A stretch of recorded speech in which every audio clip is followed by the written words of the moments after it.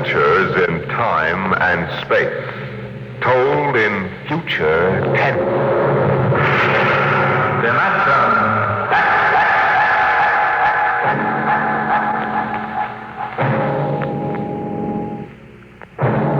The National Broadcasting Company, in cooperation with Street and Smith, publishers of astounding science fiction, bring you Dimension X.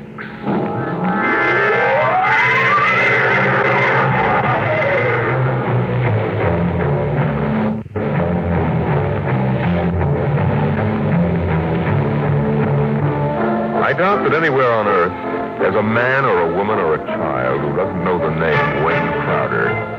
I doubt whether there's a human being who hasn't at one time or another used one of the Crowder products, the can opener or the razor blade, or the patented tooth powder dispenser, or the Crowder improved slideless fastener. There's a fortune in such products, and Wayne Crowder was the man to squeeze that fortune out, penny by penny. And he did. And in the magazines which write about men of business, he was described as a man of ice and stone and ink and steel. No warmth, and a heart to pump blood, not feel human emotion. But he took some of his money and he built himself a towering skyscraper.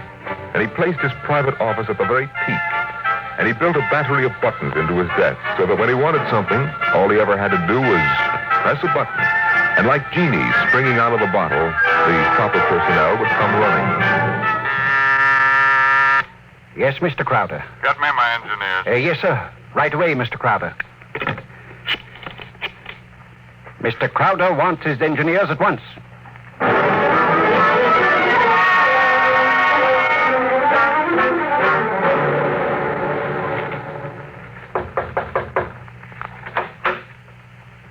Here are your engineers, sir. All right, close the door and get out. Now, gentlemen, sit down.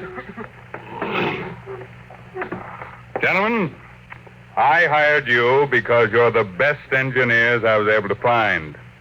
They tell me you can do anything. They tell me if there's a scientific fact known in the world, even if it was discovered 6 hours ago, you gentlemen are up on it. All right, I want to put that to work. Gentlemen, I want you to build me a spaceship. What? A spaceship, sir? That's right. I've decided that I'm going to be the man who gives space flight to mankind.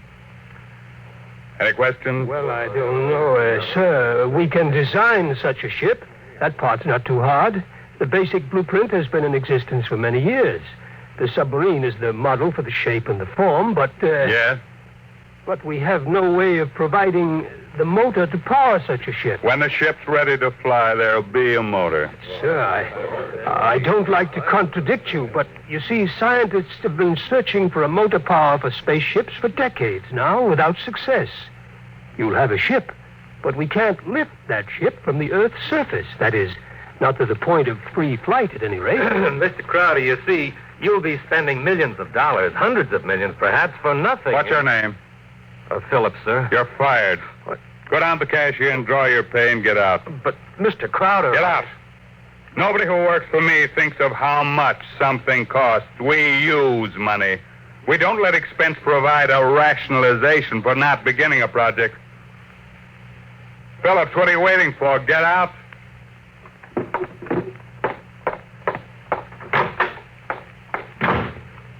Gentlemen, any other comments? The ship will be built, of course, Mr. Crowder, but the fact still remains. We can't power it. You design the ship. I'll find the motor for you.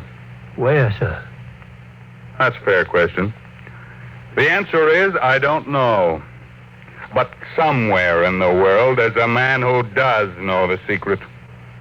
Long before Henry Ford, there was Leonardo da Vinci. And long before him, there was Archimedes. And long before him, there was some Stone Age genius who invented the wheel when the only thing the mob could conceive was dragging things around on their backs. I want that motor.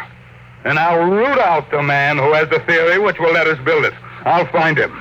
Money will be available to him, an organization, my backing, and we'll get what we want. You're going to be plagued with a host of crackpots, sir. Obviously. So it's going to be your job to separate the wheat from the chaff. But anyone who shows up with a promising idea, no matter how fantastic it sounds, is going to have a chance to show what it can do. How quickly do you want this done, sir? Yesterday. Yes, sir. Anything you need. Well, Mr. Crowder, we'll need construction yards, sir, and certain machinery and a great many materials, of course. A labor force. Get them. Send me the bills. I don't want to be bothered with minor details. Yes, sir. One more thing, sir. Phillips, sir. Yes? We need him, sir. He's a top man on electronics. He's a vital cog in our I team. don't want Phillips working for me. That's clear, I hope. Who else in the country knows what he does? Not one in this country, sir. There's a man in Asia, though. Get him. We've tried before, Mr. Crowder. He's working on an important project for his country. I'm not concerned with details. Now get that man, pay him what he wants, but get him. Sir, you don't understand. I understand men. If this man quits his job, that whole project will collapse. It means the welfare of many people, millions of people in his country. And he has a high sense of patriotism. Buy that sense of patriotism. Now, that's all. I don't want to see you again until you have a report of work in progress. Yes, sir.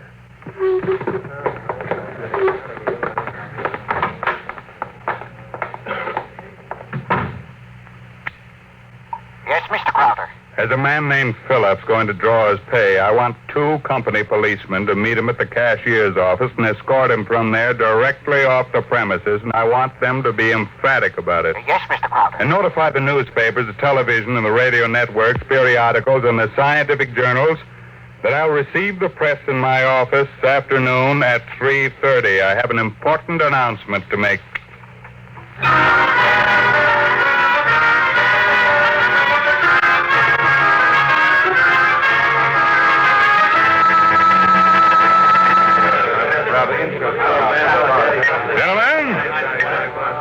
Gentlemen, now you can finish your drinks later. Gentlemen of the press and ladies, it's my pleasure to be able to tell you that I'm in the process of constructing a spaceship. Any questions? Did you say a spaceship? That's right. That's what I thought you said. I knew the drinks weren't that strong. Well, yeah. I expected it might be something of a shock to you all. Mr. Crowder, is this spaceship under construction now? It is. Well, according to your plans, is it intended for interstellar flight or merely for flight between planets? This is a beginning only, and my intentions are quite modest. I expect the ship to be able to pursue a course between Earth and Mars or between Earth and Venus. For the present, any longer trips are not contemplated. You've solved the problem of motor force, then? No, I haven't. But what sort of... You mean you don't have any means of propulsion for this spaceship? That problem is not solved as yet. It will be. That's why I called you in this afternoon. I want you to announce that I have $100,000 in cash waiting for the man or woman who first brings me the basic idea for such a motor. That's all I have to say for now. Finish your refreshments, ladies and gentlemen. I'll let you know from time to time how things go. Mr. Crowder, one more question, please. Yeah. Do you have a name for this spaceship yet? No, not yet. Then let me suggest one. Yeah? Crowder's Folly. Quiet, all of you. Quiet! What is your paper? The Daily Times, sir. Inform the company police that under no circumstances is any representative of the Daily Times ever to be allowed on company property again.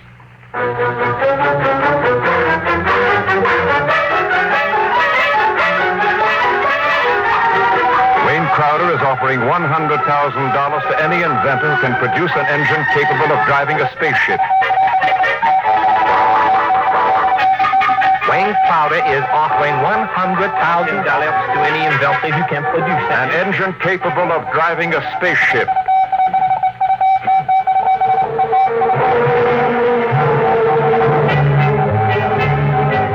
It was Crowder's Folly, but the word of what he wanted circulated to the far corners of the globe. And it was known in the white ice block huts of the Eskimos and in the grass-thatched villages of Central Africa, as well as places less remote. And the Crowder office became the Mecca and the heaven for the lunatic fringe of humanity. Their blueprints and scale models clogged its corridors, and more applicants came to the great skyscraper. I told you, I don't want these people in my office till they're screened. Now get out! Get out! Every time I open that door, they surge in like a tidal wave. I have a progress report for you, sir, on the construction of the ship. Go ahead. I've spent $13 million for the yards, the equipment, including 3 gantry cranes, several dozen presses, thousands of dies, and so forth. Go on. We have 12,000 people working for us directly, not including subcontractors and their labor force. What about the ship? Mr. Crowder, the ship is finished as far as we can go. Certain additional construction cannot be done now because it depends on the shape and the mass of the engine, on the type of fuel, on the weight of that fuel. I see. All right, lay off everybody we don't need. I've ordered that, sir. Miss Crowder, is it possible that no one will turn up with a motor? That's the one thing that's not possible. He will come. Money and determination will buy anything. Now close the door on your way out. Yes.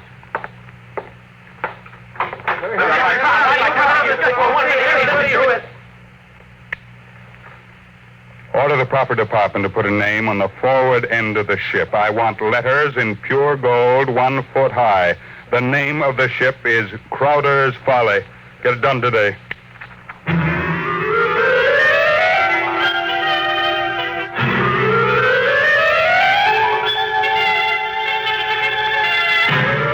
The sun rose in the morning and glinted rose on the silver sheen of the hollow ship's skin. The sun set at night and glinted rose on the silver sheen of the hollow ship's skin. The golden letters on the prow held out the fury of Crowder for the world to see. A staff of 50 was employed as time went on in taking rust-preventive measures to ensure the ship's well-being. In a year, the first experiment seemed ready to bear fruit, and a test was held. The atomic fission motor. In exactly 45 seconds now, we'll hold the test, Mr. Crowder. The actual trial of the motor is taking place 3 miles from here. Now, this dial here registers the nucleonic activity. And this dial, right here, is thrust. Over here, this dial is a measure of the effectiveness of the shielding in terms of outside radioactivity. That sound you hear is our generators right here, building up power to supply the motor by remote control. Now, if this needle goes around to the part of the dial marked in red, there will be an explosion. Are there any questions, sir? Proceed with the tests. Watch the needle, sir. 8,000.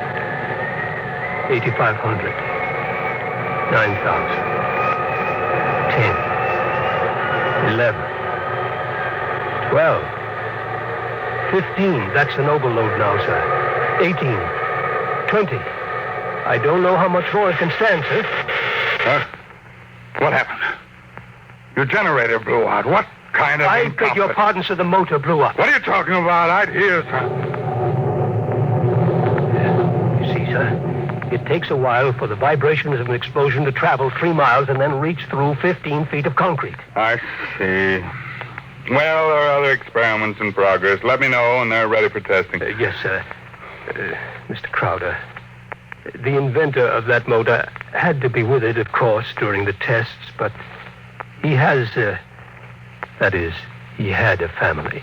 The fool knew what he was doing. He understood the danger. Now line up those experiments and don't turn anyone away if he seems to have the remotest possibility of success. Now, I'm telling you, my man will come. Money and determination will buy anything.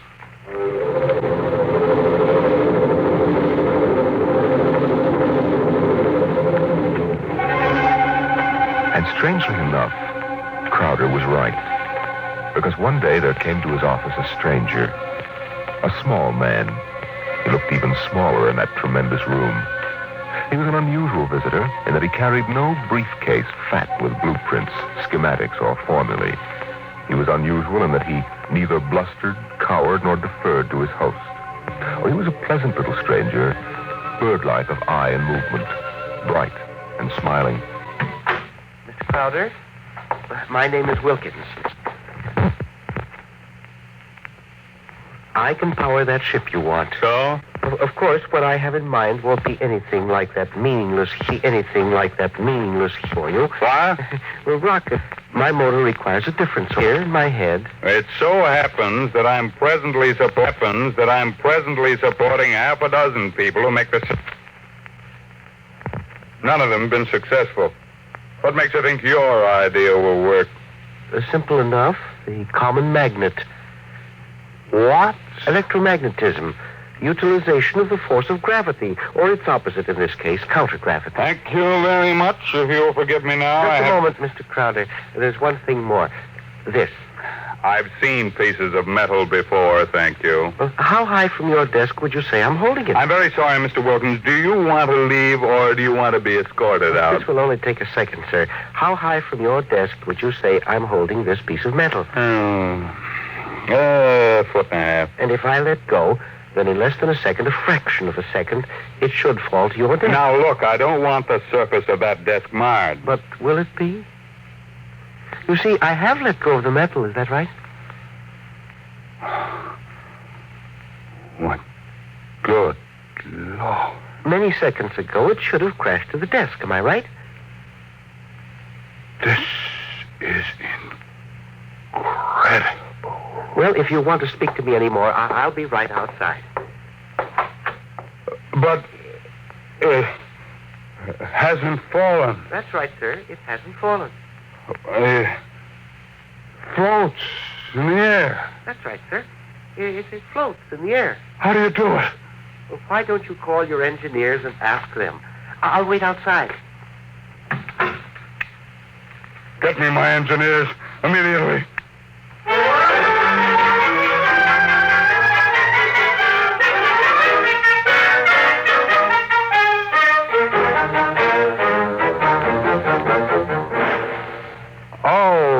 Mr. Wilkins, you're quite right. This piece of metal is apparently counter-gravity. My engineers can give me no explanation. Thank you, sir. What do you want?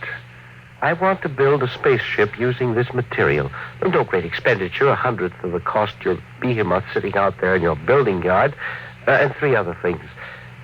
Workshop, expert mechanical assistance, and an answer to one question. What is the question? Why do you want so much to build this ship? Frankly, because I love power. Because I'm ambitious. I want to be the master, not only of one world, but of worlds. That's an honest answer. And that's as far as your thinking goes. What else is there? But there's my answer. I want to leave this planet and go to Mars. Because there are strange wonders there. Because there will be scarlet sunsets over barren wastes. And in the star-strewn night, the thin, cold air of a dying world stirring in restless sighs across the valleys of the dry canals. You may laugh out loud if you wish, Mr. Crowder. I prefer that to the peculiar repressed smile you're exhibiting now. You're a very lucky man, Mr. Wilkins, to have scientific talent, because your talents as a poet are inferior and very sentimental. Well, all right, you're a sentimentalist and I'm manologic. No matter, we can work together, you and I. Your workshop will be ready by morning. If you need money or materials or personnel, just tell my engineers. You'll get it, or I'll know the reason why. That's all. Thank you, sir.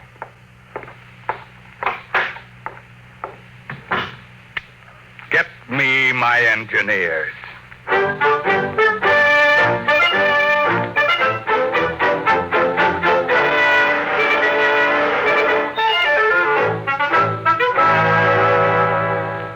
Yes, Mr. Crowder. Now, we have 50 men working on preserving that useless hulk out there in the construction yards. Lay them off. Now, how many others? But the ship will deteriorate if we do that, sir. Let it rot. Lay them off. Yes.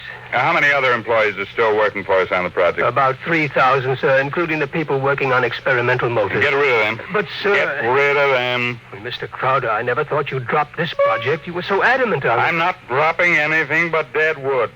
You saw what Wilkins had to offer. He's my man, and the rest is junk. Mr. Crowder, he might fail. We ought to have a minimum of protection against... I say he won't fail. Yes. You just lay everybody off that isn't needed. Give him 2 weeks' pay and my thanks for a thankless job well done, that's all. Yes, sir. I'll get it done, sir. What a year's work. Yes, and 10 years or 20 years, now do the same thing. That's why you're an engineer and I'm an executive. That's why you work for me, because when I have to, I can be ruthless with my own mistakes. What are you waiting for? I was just thinking, Mr. Crowder, what would happen to me if my usefulness to you were over? I've worked for you for 30 years now. Just don't give me any occasion to consider your usefulness terminated. That oughtn't be too hard. Yes. What? Nothing, sir. I'll make the arrangements at once.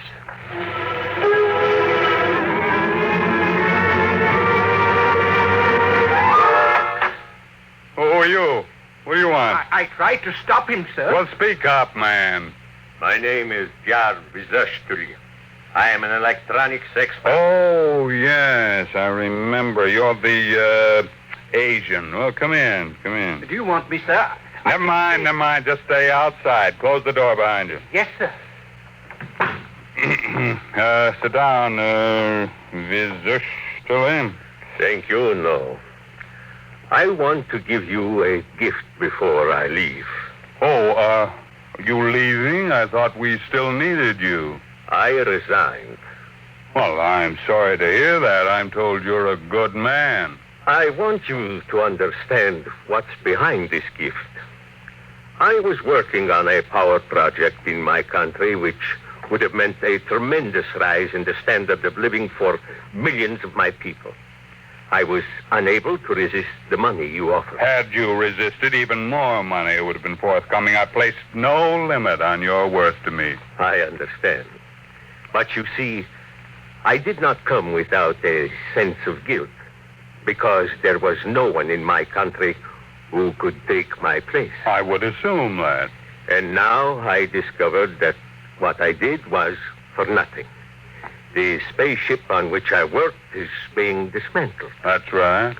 So I have been corrupted by you at a whim. I think you have too much power, sir. I think you use your power for evil, selfish purposes. Selfish, yes. Only sentimentality is evil. I think otherwise. And so, in order that you shall not corrupt anyone else, I have this gift for you. Here you are, sir. Oh. And just one more shot for good measure, to make sure you are really dead. Good.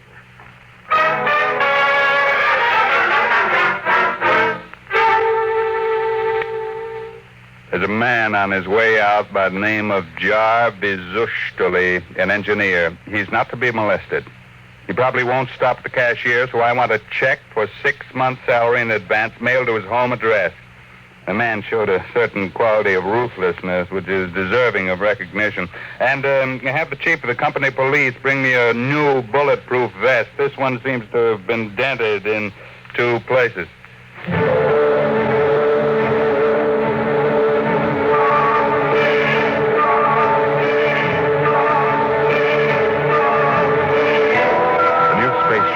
According to Wilkins' plans, as executed by Crowder's engineers, was finished within 4 months.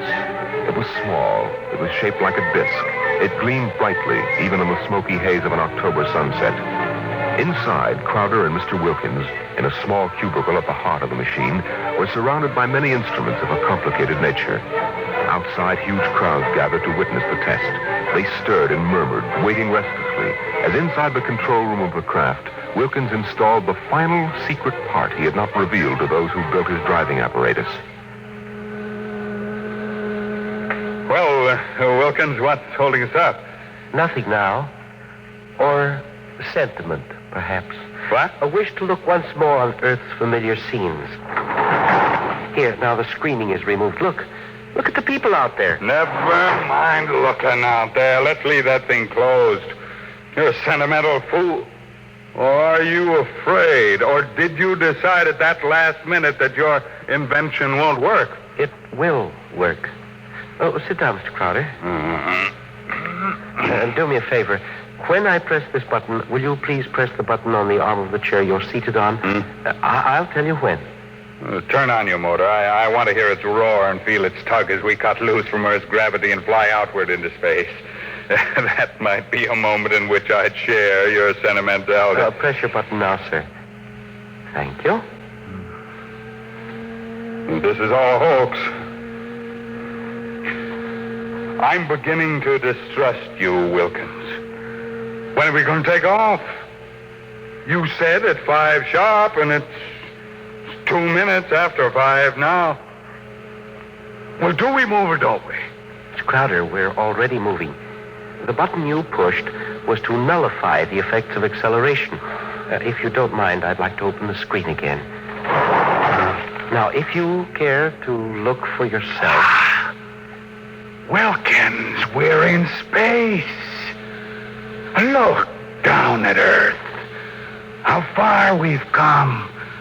Why, it's no bigger than a toy balloon. A dime. A firefly.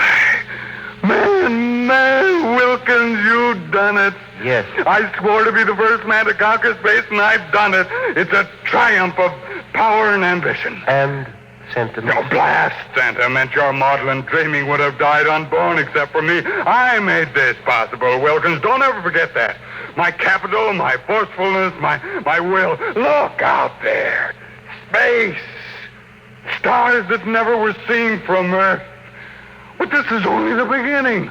We'll build a larger model, one great enough to hold 100 men, 1,000, and cargo besides. I'm the master of the planets. Wilkins, turn back now. No.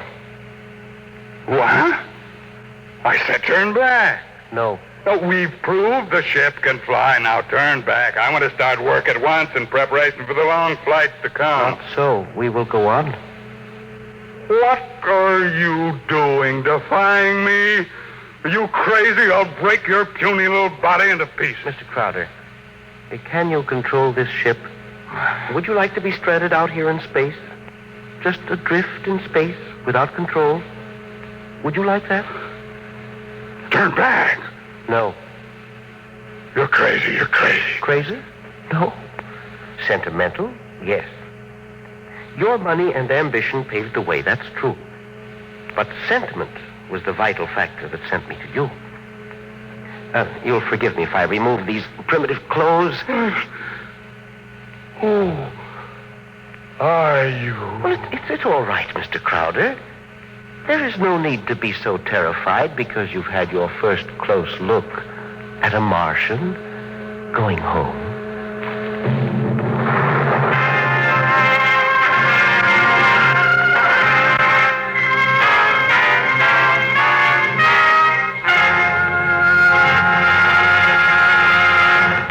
You've just heard another adventure into the unknown world of the future.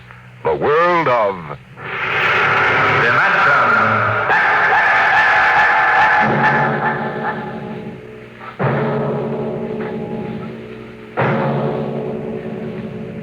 A private detective receives many strange assignments, but none has ever received one quite like that given to the investigator we're going to tell you about next week, as we bring you from the pages of the September issue of Astounding Science Fiction, Untitled Story.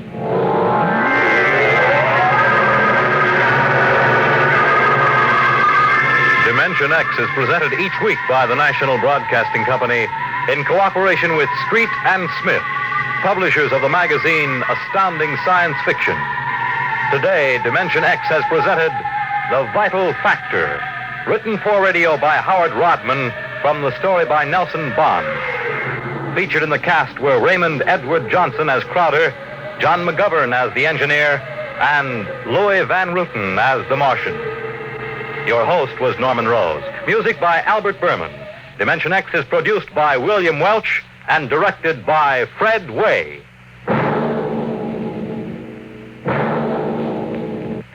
Dragnet, the story of your police force, is next on NBC.